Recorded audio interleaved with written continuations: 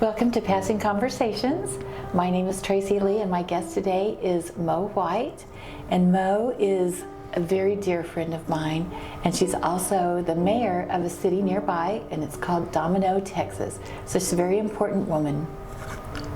Welcome, Mo. Thank you for having me, Tracy. And Mo is here today because Mo has a very unique situation in life. Why don't you tell us a little bit about your life? Well,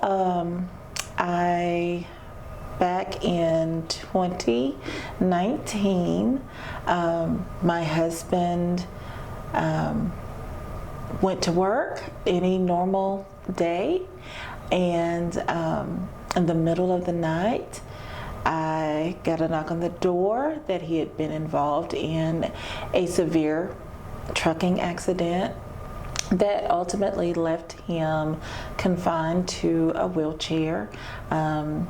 It severed one of his legs and left his other three extremities extremely banged up and without much use, if any. And when that happened, it was such an unexpected event that it has taken time, a lot of time, to try and recover and to build basically a new life around the changes. So that is primarily what we'll be sharing with you today, what it looks like after you have been involved in a life situation that causes you to be in a place of grief, not necessarily experiencing it with the dead, but with those who are still living. So I'm very grateful that my friend Tracy here has a platform where those of us who are experiencing these types of situations are at liberty to share.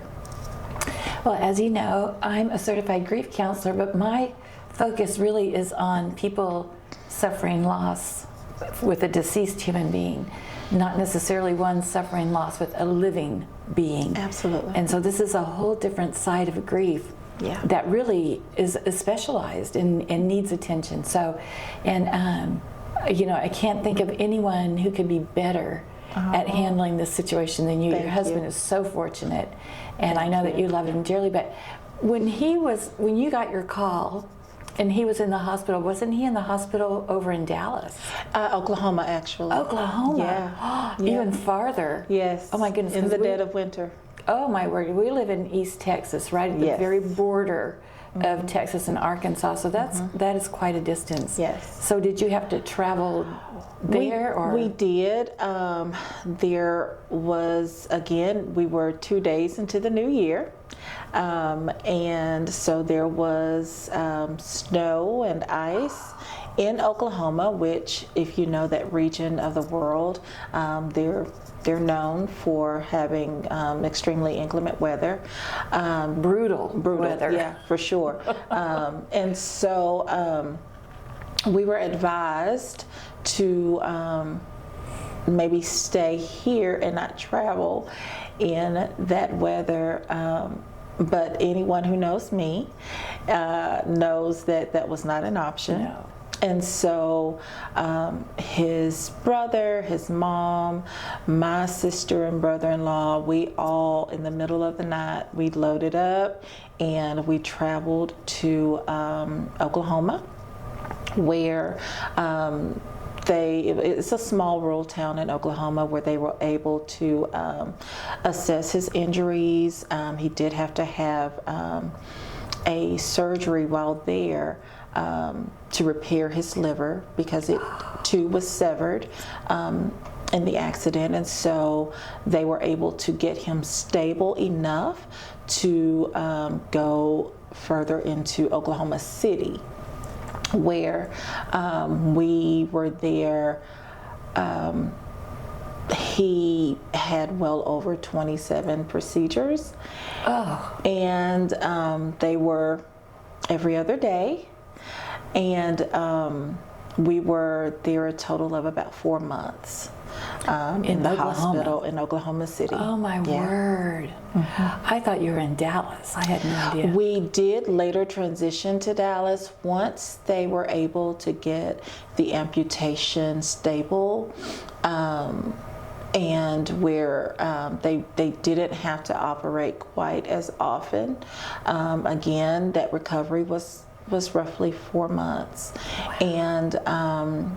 And so in an attempt to get us closer to home, that's when we were transferred from Oklahoma City to Dallas.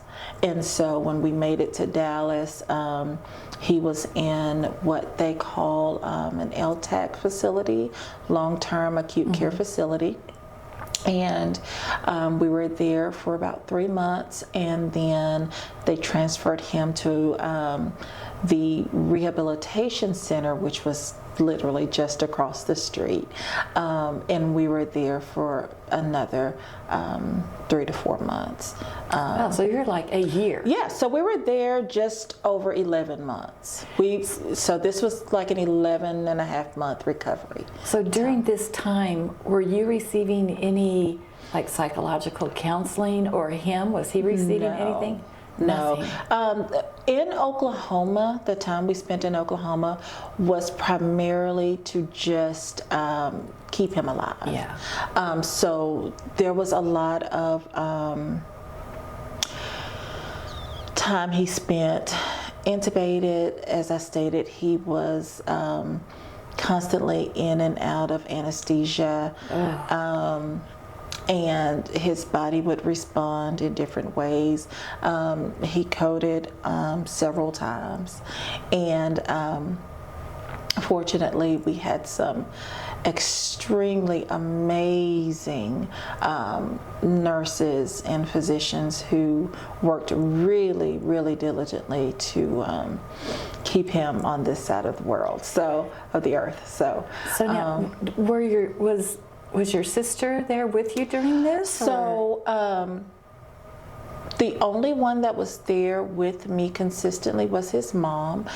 She had retired a few years prior, so she was at liberty to, be there with me. And he was in critical ICU, so it's the same as your general ICU, but because it's critical care, they don't allow overnight stays. So we were able to visit with him throughout the day, if he was, which there wasn't really a lot of conversation on his part because he was mostly sedated and they were just keeping him comfortable.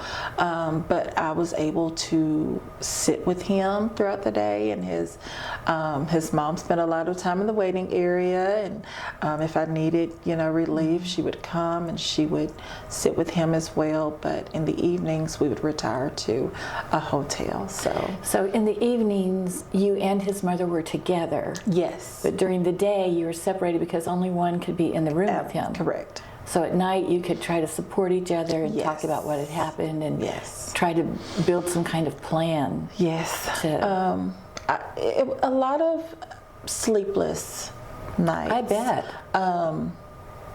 Because you know that there's surgeries pending, and you're anticipating the game plan from the physicians, because they have to meet with a team. It wasn't just one physician, it was a team of physicians who were working together to basically not only assess his injuries, but the best way to help repair him to some form of normalcy, provided the injuries he sustained.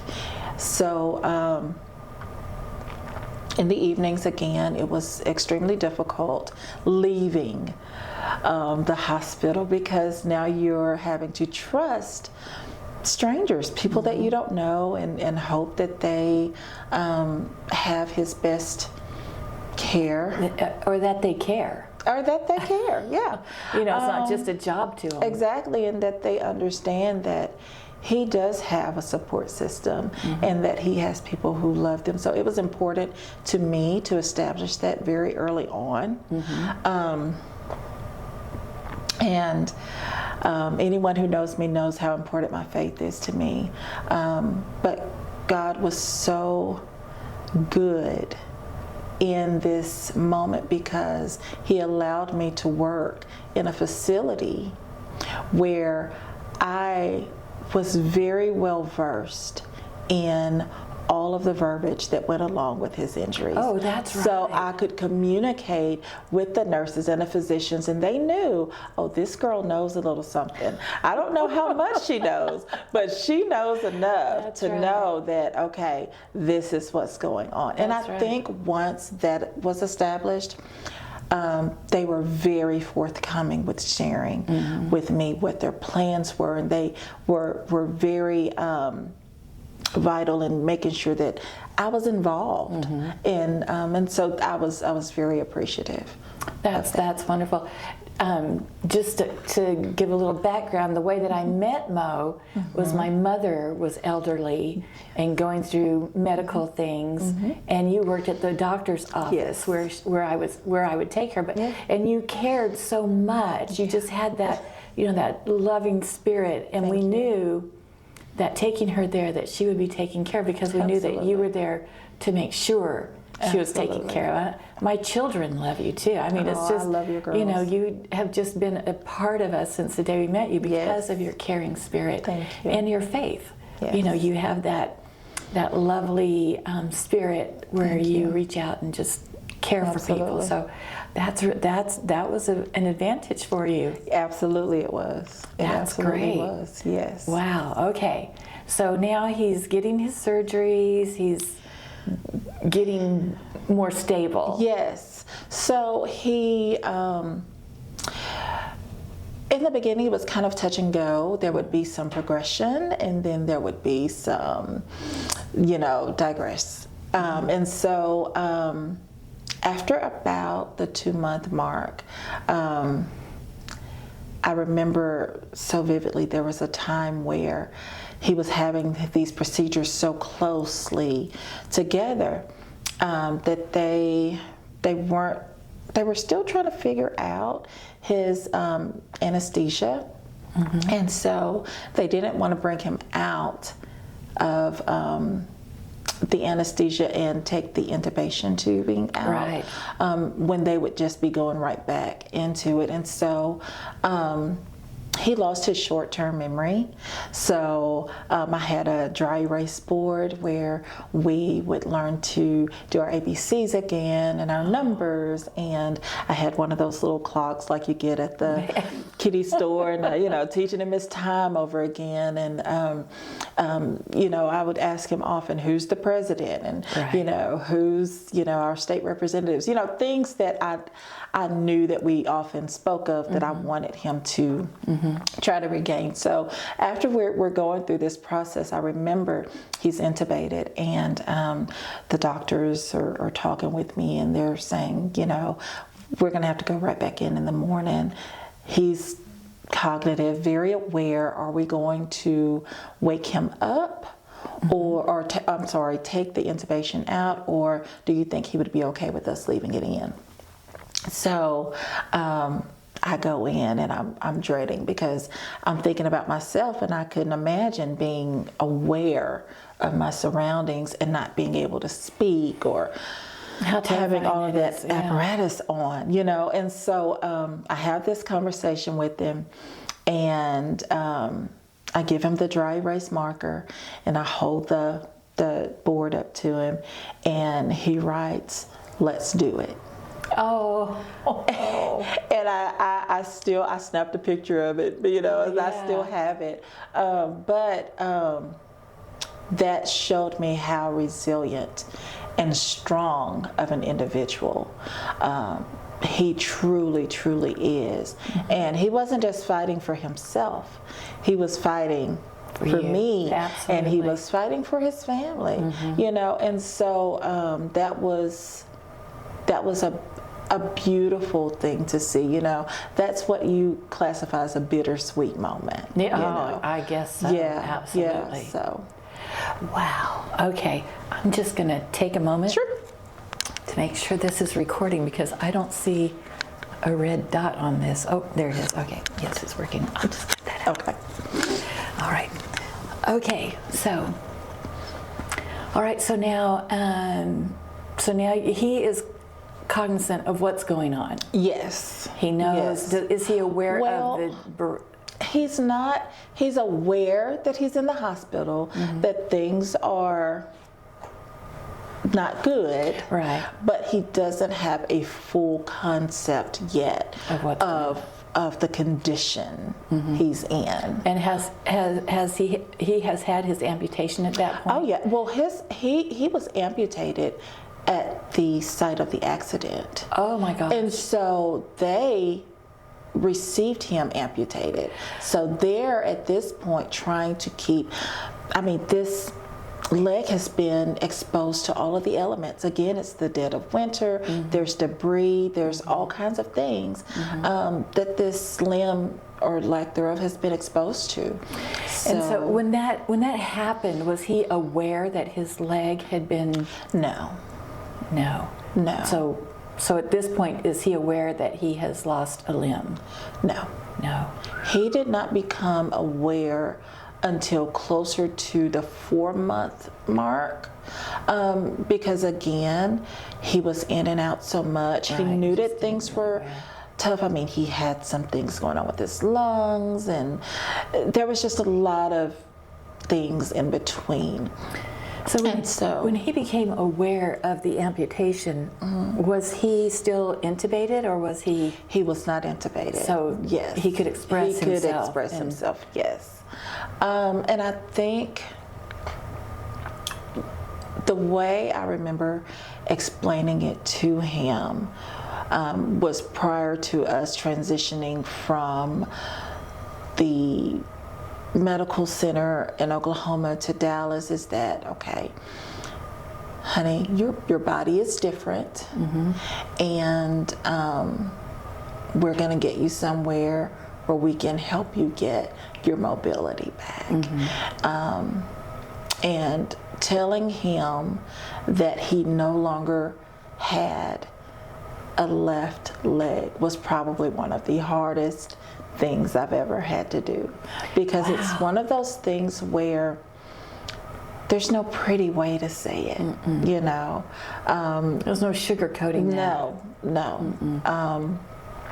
There is the possibility that you may never walk again, because I'm not just considering the loss of the left leg, but you have a busted up right leg that's no good. It's non-weight bearing because there's fractures all throughout, and what's holding it together is muscle and tendons, and and because there's a little, there's some blood flow there, they're not going to amputate it right now.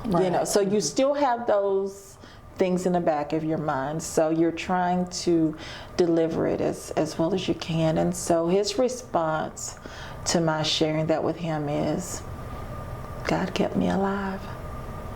So he was still very grateful. It wasn't in that moment, it wasn't the cannonball that I thought it was going to be, Well, and I'm sure he was grateful for you. Yeah. Because he had someone to hold on to, someone to love, someone who loved him unconditionally. Absolutely. So absolutely. He was very blessed. Yes. Wow.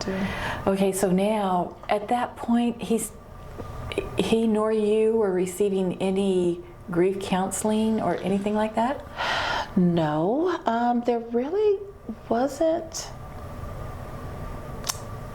space for that. He was assigned a caseworker there in the hospital, and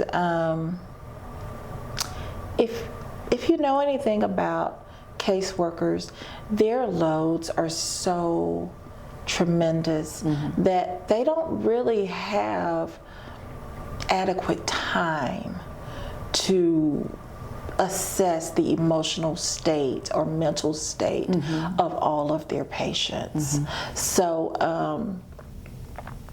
that wasn't really anything that I don't think he or I considered in that moment, because we were just grateful that he's alive, you know, and so trying to figure out and navigate just the day, making sure all of his vitals are still good, and all of his blood gases. That was a big thing. Oh my goodness, making sure there's good oxygen flow, and then we've got all of the different therapists coming in, respiratory therapists and physical therapists, and you know, all of the people coming in and doing their things to help keep him stable. And so the focus was keeping him alive. Yes. Not making sure that his mental health or your mental health was not priority at that point. Oh, absolutely not. I mean, my mental health actually never really came into play because, well, I'm not the patient. Right. Now, I will say, once we got into the rehab, that is when he was introduced to, maybe let's get you some help. How are you feeling? That's when they were sending therapists in to ask the questions. And that was at about the 6-month mark. Okay. And that's when you were in Dallas. Correct. Okay. Correct. So transferring him from Oklahoma to Dallas, was that by air or?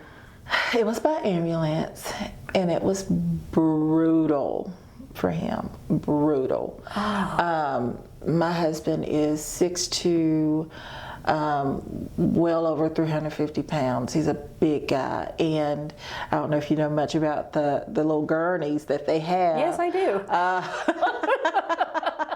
I mean, tiny gurney, right? And big guy, and he's strapped in for 4 or 5 hours with an amputation, and we've got a belt going right over that amputation. And it's just, you know, he's tough. He's tough. He is, to say the least. What about his arms? Were they in good enough condition, or? Not really. He actually, the left arm, we ended up having to, he underwent a procedure to try to fuse the bow back together. And they did a procedure called a internal fixator. They put it in hopes that the bone would fuse back together, and then some weeks later they go back in and they remove it. And then it did okay, but it's not a normal elbow like we have. Right. The bow is more or less on top of the arm as opposed to on the back side. So it's very visibly disformed. But it has some functionality? He does have some function, minimum, but you know, hey. Some is better than Some none. is better than none, right? So we're very grateful for that. His right leg, as I said, it is together mostly by muscle and tendons and such, and it does, by the grace of God, maintain decent blood flow. So, but his foot has now dropped, so he has what they call drop foot. And so it's a non-weight bearing foot and leg. He went through 2 external fixators, which are like these metal bars that they put outside of the leg to try and help. Same thing with the arm, to try and fuse, allow those bones time to fuse together. So, but they were unsuccessful.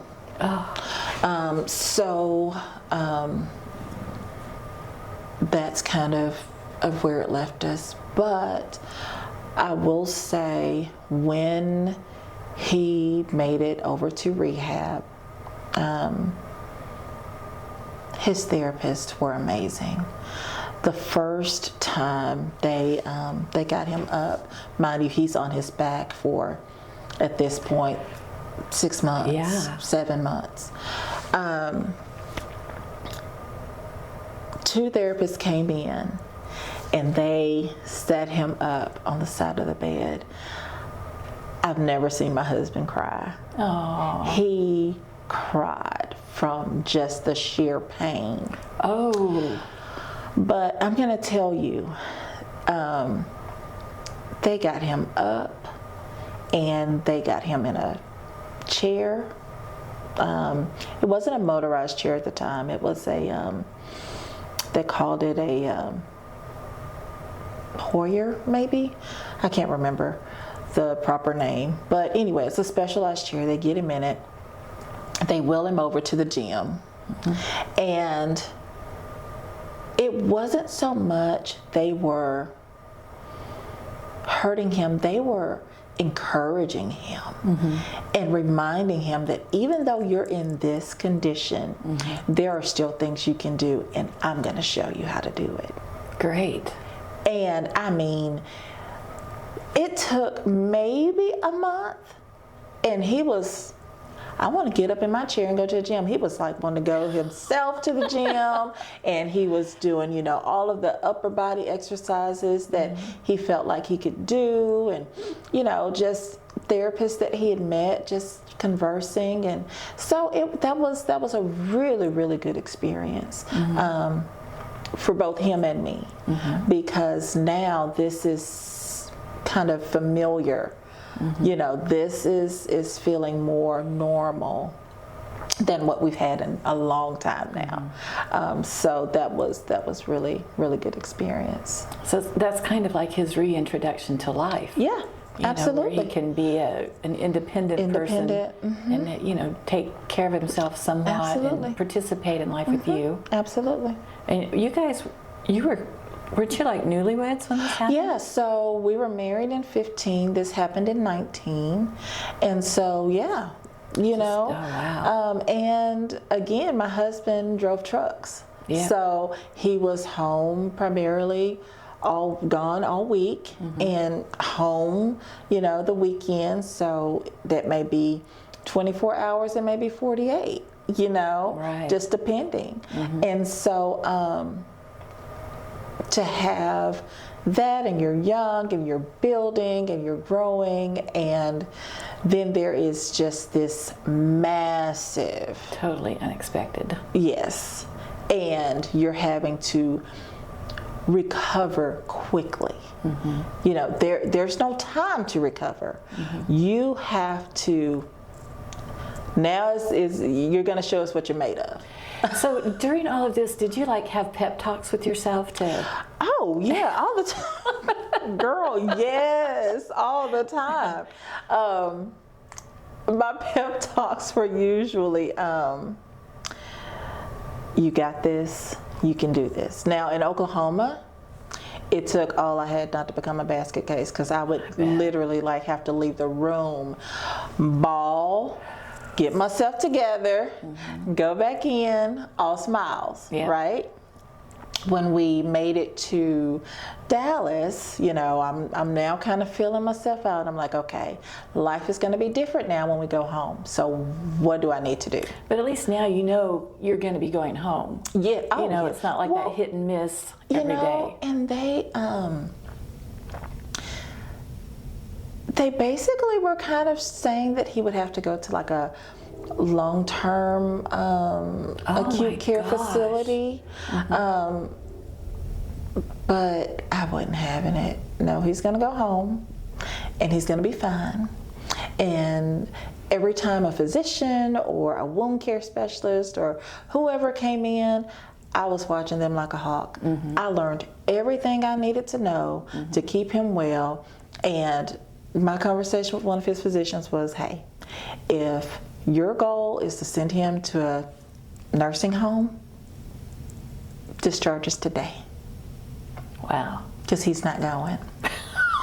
He's 36. You know, at the time, a young man. Mm-hmm. There's no way he would have survived. Mm-mm. Well, thank you, Mo, for being here. And that's a little bit of more of the story. I mean, there's more. Yes. So we'll do another segment. But thank you for being here. Thank you. You have so much to share, so much love to give, but so much knowledge and insight to share. That's just, thank you. You are a wealth, just a wealth of angelic qualities. So sweet. You're so kind. Thank y'all for I having love me. you. Well, please like and subscribe to our channel, Passing Conversations, and watch for Mo's next segment. Thank you.